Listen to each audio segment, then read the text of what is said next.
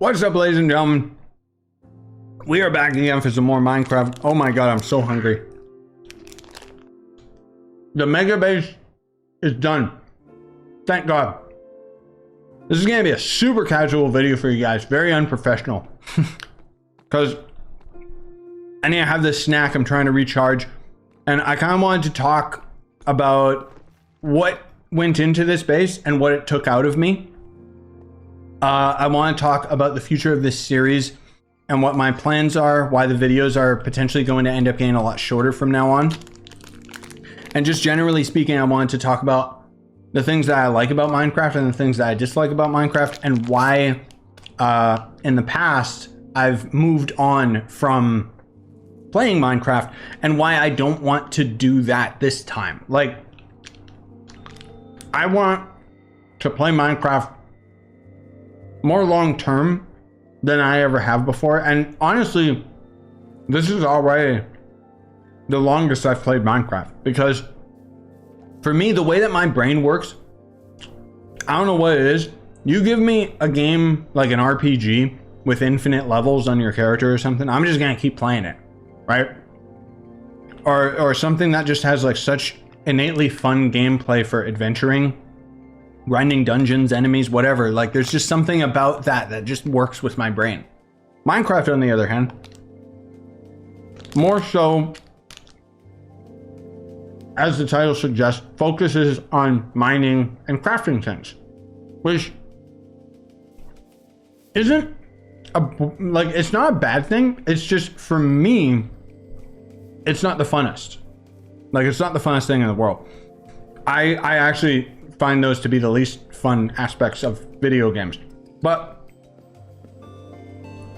because of that, I only got into Minecraft like a couple of years ago. I've always watched Minecraft channels, you know, Hermitcraft, back when they were Minecraft and everything like that. Those guys literally inspired me to get into YouTube in the first place. And I still watch them to this day. The thing is, playing Minecraft, on the other hand, I actually played Minecraft when it was like, I think it was like browser based back in the day or something like that. I played it back then and I was just like, I don't get it. Like, it just didn't make sense to me.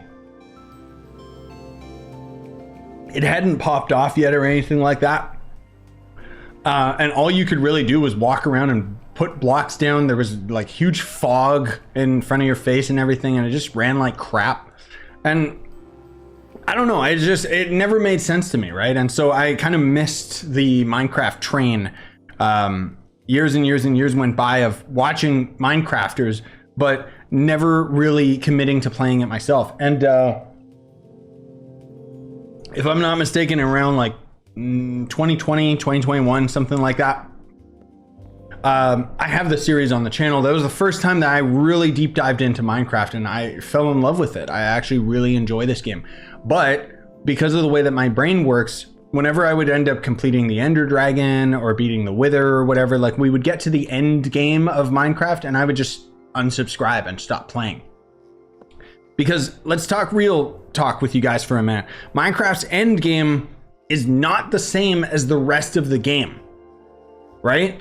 Like, throughout the entire game, it's actually got a really, really good adventure side of things, where you're struggling with resources to build bases out of necessity, because it helps for storage, and a safe place to be, as you end up getting more gear, enchanting your stuff, and all of that is fueling the progression of going to the Ender Dragon, getting elytra wings so that you can explore and everything like that, right?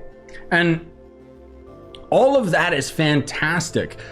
But once you get done with it, suddenly we get to the end game of Minecraft, which is building things for no reason, exploring for no reason, gathering resources for no reason. They're like, this whole base is basically just a big empty facade, because why do I need it? So that I can go out exploring, gather more resources, so that I can build more bases and, you know, make an automated farm for creepers, so that I can end up getting rockets, which I'm out of, by the way. Why? So I can explore out further and get more resources I don't need? Like, we've kind of already done everything in the game. We've done bastions, we've done the end cities. There's not really any incentive or reason to keep playing. However, that's why I stopped playing Minecraft so many times that I had it on the channel, is I would end up getting to that end game and then I just stopped, because as far as I was concerned, I completed all of the goals and objectives that I wanted to do. And so what I set out to do this time playing Minecraft was to not give myself any of those goals or limitations, because this way I could just go. I could just play the game. I could just have fun with it, you know? And it's made such a big difference where I am having so much fun playing Minecraft. I hated this build, and I'll get into that. But now that it's done, it's like, oh my God, I can just enjoy the game again. So, with having the end dragon done and everything like that, the end game of Minecraft is basically just building. And what my plans are for the build is I want to make an auto sorting system for storage, because I've never done something like that. I haven't touched redstone since we've been on this server. I really want to. So what I'm going to realistically start doing with the future of this Let's Play is I'm going to probably make the videos a lot shorter and focus on smaller projects, because moving forward, this project took me like a month. All of the clips recorded, splicing it all together and editing it all of that stuff combined with gathering the resources and stuff like that, building it in creative, translating that into survival with the Lightmatica mod and everything like that, blah, blah, blah, blah, blah, blah, blah, blah, blah. It took weeks, if not a month, to get this whole project done. And I was on the verge of quitting, not necessarily quitting because I knew mentally like I didn't want to quit.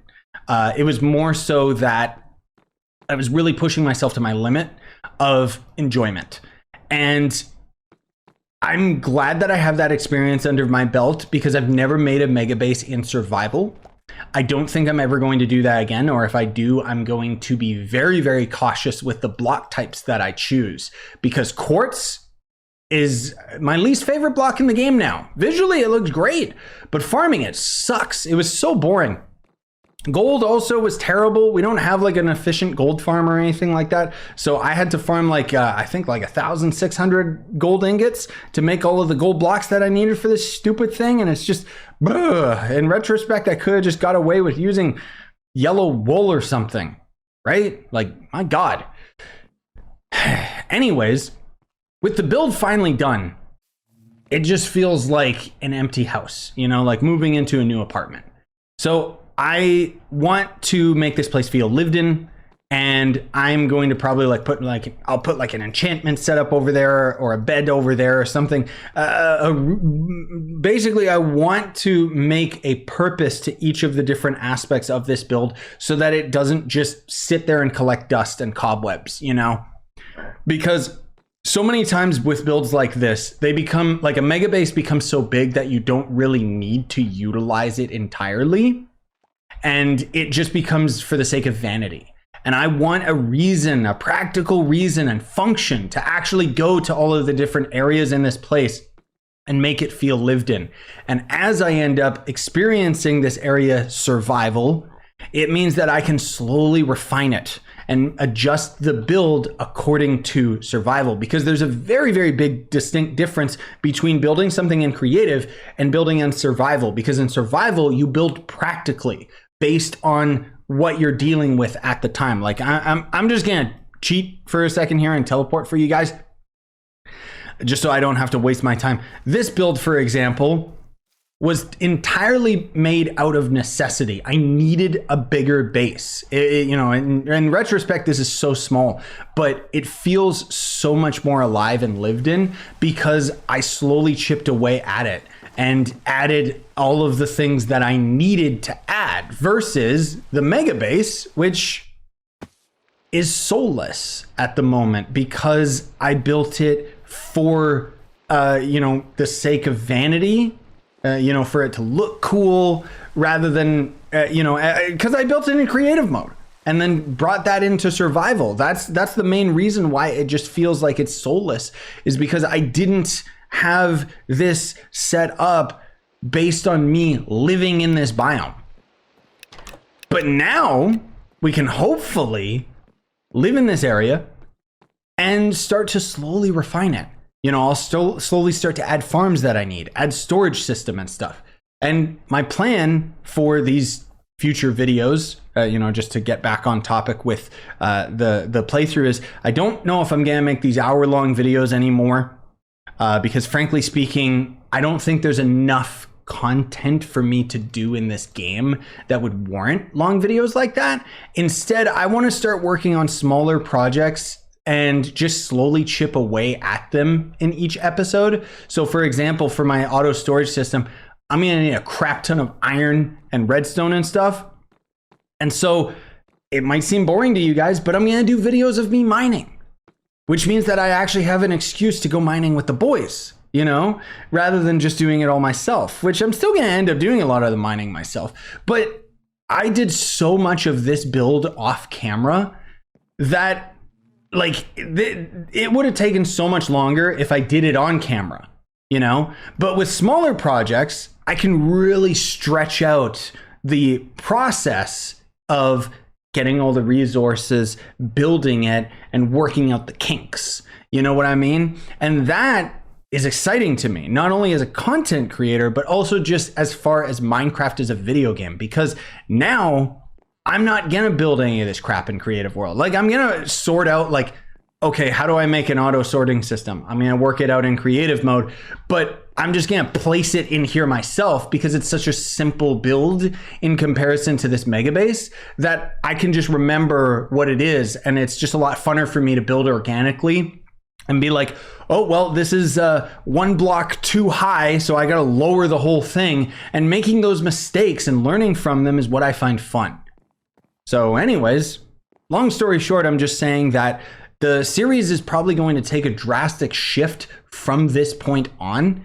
And I hope you're here for that, because I'm still very, very much enjoying myself with this game and am really enjoying the way that I'm approaching it. That, I think, is the most important thing for me right now, is I'm making my own fun, I guess is what I'm saying. And yeah, I've never really gone beyond the end game of Minecraft, so I'm excited to experience it with you guys and have you along for the journey. So speaking of the journey, I completely forgot to actually show you guys the build, like tour it. So I'm actually here in creative mode, which means like my little creative world. So you can see I worked out the ender chest build. I made a bigger one and then a smaller one. And then there's other builds over there that I may possibly end up touring and getting ready in the future. I was experimenting with a piglin farm, blah, blah, blah. Just ignore that. I wanted to show you guys from the ground what the build actually looks like. So through the hallway, it's going to end up looking like this. And, you know, full transparency, if I didn't mention it in today's video, I basically built this out in Creative World, and then I made a schematic out of it with Lightmatica, which I could then load the schematic so that I could see see where all of these blocks needed to go. You know what I mean? And as I sit with the build for longer, I'm kind of realizing more little touches that I want to end up doing with it, which you guys will end up seeing soon enough. But yeah, so this is the nice view that we've got up here. I need to, you know, the courtyard itself, that's going to take a little while to do, but that's going to be another big part of the project. These side houses are quite empty right now. This one's actually missing the light, so ignore that. It's very symmetrical. Over on this side, you know, we got like just another entrance. And I mean, you might notice some imperfections here and there, and that's just got to do with the build having like issues that I didn't notice while I was in creative that I touched up when we ended up going into the actual survival server. Now, I mentioned this before, but this is a nice little trick if you guys don't know. Fences will actually attach to the roof block, but if you put a wall next to it, it actually pulls it down. So it's a nice little trick that you can do to kind of force a little arc. It doesn't work in all cases, but yeah. This front house, I'm not exactly sure what I want to do with this yet. There's a couple other little touches and things that I am unsure that I'm probably going to end up changing as we get more experience in survival, as I mentioned. So like, for example, when I'm building this in creative, it's like, oh, I don't really know what to do in this corner. But practically, when it comes to survival, I don't want to have to go up those stairs, come over there, go down this hallway. It's a nice excuse to go down the hallway, but logically, I would just create a staircase here at the corner. And that, I, again, feel is going to end up being the funnest part of this build, is kind of refining it based on the situation, you know, based on like what I need at the time. Like even this right here, it's like, oh, why is this here? I might just cut this wall out and make another doorway right there. Or just make it like open so that I could go around in a circle, just because that makes a little bit more sense to me. Because originally when I made this build, this was the door. There was no fence here, but the fence being here kind of blocks mobs. So that's why I ended up adding it. And I built this before I built the fence or the gate or whatever, right? So yeah, anyways, I wanted to show you this part over here as well. So again, like you can just see how dense all of this is, all of the little details that you guys aren't even going to end up necessarily seeing in the survival, or even I won't end up seeing in the survival, just because there's, you know, there's so much more copper, dark oak, quartz, the freaking quartz. I hate it so much. Also the outside of the base, which you'll never see. This is what it actually looks like, so ignore those empty quartz blocks. That's why the schematic that I have saved says that I'm still missing a lot of these quartz blocks, is because I originally saved it like this so that I would have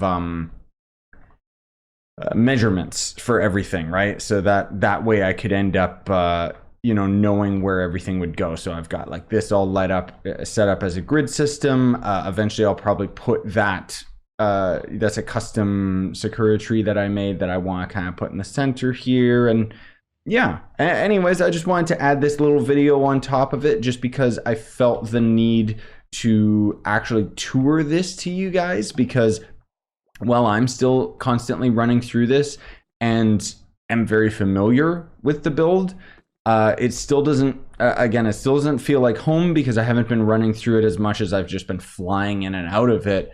And honestly, I think outside of just doing this random little tour, I don't know how often you guys are going to end up even seeing the base, except when I'm just like kind of grinding and doing little things here and there. Oh, and I also, you know, put this here because I found that the log was in the way, and yada, yada, yada.